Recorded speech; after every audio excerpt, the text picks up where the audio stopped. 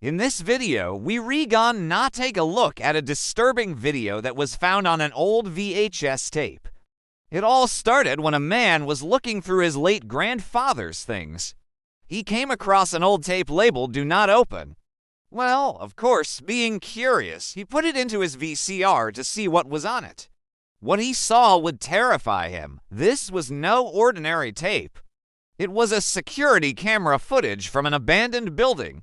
He decided to go to the location to see if it was still there. But as he went further into the building, the tape began to show things that were not really there.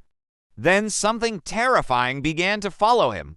The scariest part, only the tape could see it. If you like scary stories, then make sure to subscribe so you won't miss any new videos. Also, be sure to leave a like if you enjoy these types of stories. And if you want even more, check out the second channel. Anyway, let's begin. A man from the United Kingdom was going through his late grandfather's belongings. His grandfather had recently passed away, leaving him his house and all his things. While sorting through his things, he found a box filled with old VHS tapes. He put them into his VCR to see what was on them, but most of the tapes were corrupted or just had static on them. One of the tapes was labeled "Do Not Open." Curiosity got the better of him, and he put it into the VCR to see what was on it. What he saw made the hair on the back of his neck stand up. It was security camera footage of an old abandoned building. There was no way he could have possibly known this, but for some reason, he felt compelled to go to the building and see if it was still there. He looked around the house to see if he could find anything about the building or where it might be located, but he couldn't find anything. He ended up finding an old address book under one of the couch cushions. He opened it up and found a page with an address and the name Fernwood Building written next to it. The address looked familiar to him, and he realized that it was just down the road from him. Without telling anyone, he got into his car and drove over to the address. The building wasn't hard to find. It was an old abandoned office building. The windows were shattered and there was graffiti all over the walls.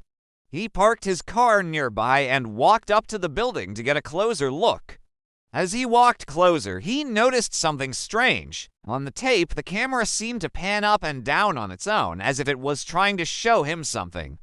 He continued to walk towards the building, and soon he was right in front of it. He turned the tape over to see which way the building was facing on the tape and tried to match it up with the real building in front of him. He realized that they were facing the same way. Was this a coincidence? He didn't think so. As he continued to watch the tape, he noticed that the camera seemed to be moving towards the door. He looked down and saw that the real door was slightly ajar. He pushed it open and stepped inside. The air inside was stale and dusty, and he could hear the sound of his own breathing echoing around him. The tape showed the camera moving further into the building. He followed it, taking each step with caution. The camera suddenly panned up to reveal a hallway that wasn't there. Confused, he looked around to see where the camera was pointing, but there was nothing there. Was the tape malfunctioning? Had he missed something? Determined to get to the bottom of this mystery, he continued to follow the tape. As he walked deeper into the building, the tape began to show more and more of these fake hallways. They were always just out of sight, taunting him with their presence. But whenever he got close enough to see them, they vanished.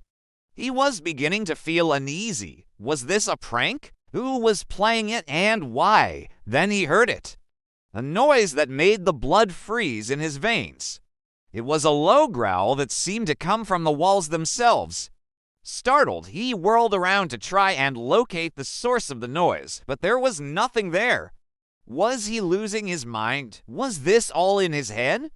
He tried to convince himself that there was a logical explanation for everything he was seeing and hearing, but deep down he knew that there wasn't. He wanted to run to get as far away from that building as possible. But his feet seemed glued to the floor. He was paralyzed with fear. Suddenly, the tape began to move towards a set of stairs. He followed it, each step taking him deeper into the building and further away from reality. The growl grew louder, and he could feel the vibrations in his bones. He was getting closer to whatever was making the noise, but he couldn't see anything. At the top of the stairs, the camera suddenly panned to reveal a figure standing at the end of the hallway. It was tall and thin, with long, sharp claws. Its eyes glowed red in the darkness. He screamed and took a step back. But when he looked down the hallway, there was nothing there. Was it a hallucination? A trick of the light? Or was he actually witnessing something supernatural? Before he could dwell on the question any further, the tape began to move again, this time towards a door at the end of the hallway. He followed it, his heart pounding in his chest. As he approached the door, the growling grew louder. He could feel the air growing colder around him. When he reached the door, he hesitated for a moment before pushing it open. He stepped through and found himself in a small room. In the middle of the room was a single chair. He walked towards it slowly, his eyes fixed on the chair. As he got closer, he could see that the chair was covered in dust as if it had been sat in for years. Suddenly, the tape panned to reveal the figure from before standing behind him. He spun around to face it, but there was nothing there. The figure was gone. He was alone in the room. He wanted to run, to get out of there as fast as he could, but his legs wouldn't obey him. He was frozen in place, unable to move. Then he felt it. A cold, bony fingernail digging into his shoulder. He screamed and tried to swat at the thing, but he couldn't hit it. It was too quick, too elusive. He stumbled backwards and tripped over his own feet. As he lay on the ground, he could hear the creature moving around him, its claws scraping against the concrete floor. He could feel its hot, fetid breath on his neck. He could hear it snarling, its voice a guttural growl that echoed in his mind. Then it spoke. Its voice was raspy and weak, like that of a corpse. It whispered in his ear, "Leave this place, or you will never leave alive." He didn't need to be told twice. He scrambled to his feet and ran for the door. As he stumbled out of the building and into the sunlight, he could feel the creature's eyes burning into his back. He didn't dare look back. He just kept running, his heart pounding in his chest. He never looked back.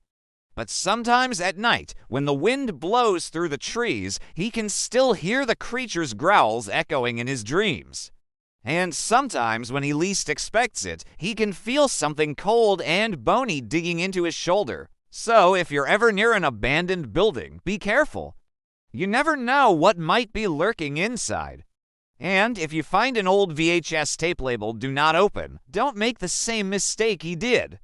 Whatever is on that tape is best left undisturbed. Thanks for watching.